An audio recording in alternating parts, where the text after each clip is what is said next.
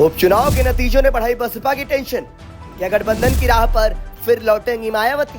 संगठन में शुरू हुआ बदलाव का काम। उत्तर प्रदेश के विधानसभा उपचुनाव में सबसे बड़ा झटका बहुजन समाज पार्टी को लगा है। दरअसल सूबे की 9 सीटों में से 6 सीटों पर बसपा प्रत्याशियों की जमानत जब्त हो गई है। यही नहीं, पश्चिमी यूपी की सीटों पर बसपा से ज्यादा चंद्रशेखर आजाद की पार्टी के उम्मीदवारों को वोट मिले हैं। एक के बाद एक चुनाव में मिल रही करारी हार और खिसकते दलित जनाधार ने बसपा की सियासी टेंशन बढ़ा दी है।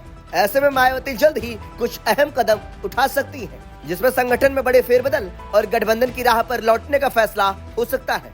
आपको बता दें कि यूपी उपचुनाव की 9 में से 6 सीटें बीजेपी, 1 सीट आरएलडी और 2 सीटों पर समाजवादी पार्टी ने जीत दर्ज की है। सपा को 2 सीटों का नुकसान हुआ तो बीजेपी को 3 सीटों का फायदा मिला है। बसपा का एक भी सीट पर जीतना तो दूर की बात, 2022 के विधानसभा चुनाव के बराबर वोट परसेंटेज भी नहीं मिले हैं। कुदर की सीट पर बसपा को 1099 वोट मिले तो मीरापुर सीट पर 3248 वोट और सीसामऊ सीट पर महज 1400 वोट बहुजन समाज पार्टी के खाते में गए हैं। यही नहीं, गाजियाबाद में भी बसपा 10,000 वोटों पर ही सिमट गई और खैर कटहरी सीट पर बसपा की जगह समाजवादी पार्टी ने ले ली। इस बार बसपा की स्थिति ज्यादा खराब। बसपा का इस तरह का सियासी हश्र मीरापुर, कुंदर की और सीसामऊ सीटों पर कभी नहीं रहा। कुंदर की सीट बसपा 2 बार जीत चुकी है तो मीरापुर सीट पर भी उसके विधायक रहे हैं। सीसामऊ सीट पर इतना कम वोट बसपा को कभी नहीं मिला। उपचुनाव के नतीजों से बात साफ हो गई है कि बसपा का अपना कोर वोट बैंक जाटव समुदाय भी मायावती की पकड़ से बाहर निकल रहा है और नए सियासी विकल्प की तलाश में है। यही वजह है कि उपचुनाव की हार ने बसपा प्रमुख मायावती को चिंता में डाल दिया है। मायावती ने भले ही उपचुनाव न लड़ने का ऐलान कर दिया हो, लेकिन अपने कोऑर्डिनेटर से फीडबैक लेना शुरू कर दिया है। सूत्रों की माने तो बसपा प्रमुख ने उपचुनाव वाली सीटों की जिम्मेदारी संभाल रहे कोऑर्डिनेटर से रिपोर्ट मांगी है। यूपी से बाहर काम देख रहे सभी कोऑर्डिनेटर की बुधवार यानी 27 नवंबर को बैठक बुलाई गई है। इसके अलावा यूपी में बसपा के संगठन का जिम्मा संभालने वाले सभी 56 प्रमुख कोऑर्डिनेटर और उनके साथ काम देख रहे पार्टी नेताओं की भी मीटिंग संभावित है। माना जा रहा है कि कई प्रमुख कोऑर्डिनेटर को संगठन से छुट्टी मिल सकती है और उनकी जगह पर युवा नेताओं को लाया जा सकता है। संगठन में शुरू हुआ बदलाव का काम।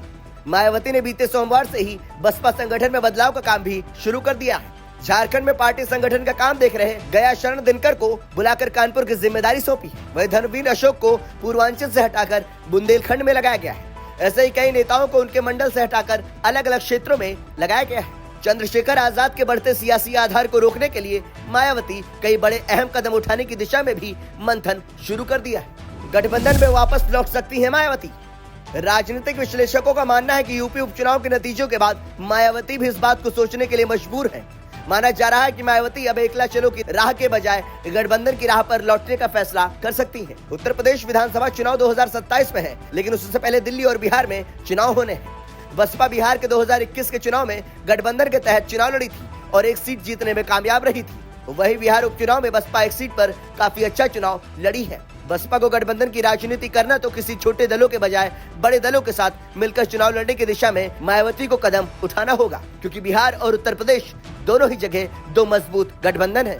बसपा के दोनों गठबंधनों में से किसी एक गठबंधन के साथ जाने की दिशा में सोचना चाहिए, क्योंकि वोटिंग पैटर्न बता रहा है कि मतदाता बीजेपी को सत्ता में बनाए रखने के लिए वोटिंग करते हैं या फिर उसे हटाने के लिए करते हैं। चंद्रशेखर आजाद कर रहे पार्टी का विस्तार। 2024 के लोकसभा चुनाव के बाद से चंद्रशेखर आजाद अपनी पार्टी आजाद समाज पार्टी कांशीराम का संगठन का तेजी से विस्तार करने में जुटे हुए हैं। कभी विधान परिषद में बसपा सदस्य और जोनल कोऑर्डिनेटर रहे सुनील चित्तौड़ अब आजाद समाज पार्टी के प्रदेश अध्यक्ष हैं। पश्चिमी उत्तर प्रदेश में पार्टी के विस्तार के पीछे उनकी भूमिका अहम मानी जाती है। दलित और मुस्लिम समीकरण पर चंद्रशेखर आजाद तेजी से काम कर रहे हैं। इसी दिशा में अपने जड़े जमाने के लिए एक्टिव हैं। इसी समीकरण के चलते उपचुनाव में चंद्रशेखर आजाद को काफी वोट भी मिले हैं। राजनीतिक विश्लेषकों का मानना है कि चंद्रशेखर आजाद की राजनीति अभी भी मुस्लिम वोटों पर टिकी है, लेकिन दलित वोटों को भी जोड़ने की दिशा में लगे हुए हैं। ऐसे में चंद्रशेखर की राजनीति को मायावती बेअसर करना चाहती हैं, तो आकाश आनंद को यूपी की सियासत में एक्टिव करना होगा। दरअसल आकाश आनंद ही चंद्रशेखर की तरफ जा रहे दलित युवाओं को बसपा की तरफ मोड़ सकते हैं। खासकर पश्चिमी उत्तर प्रदेश में दलित वोटर काफी अहम है और उसे अपने साथ जोड़े रखने के लिए मायावती को कई दिशा में काम करना होगा, जिसमें युवा लीडरशिप को आगे लाना होगा और संगठन में युवा नेताओं को जगह देनी होगी। ब्यूरो रिपोर्ट, संदेश वाहक।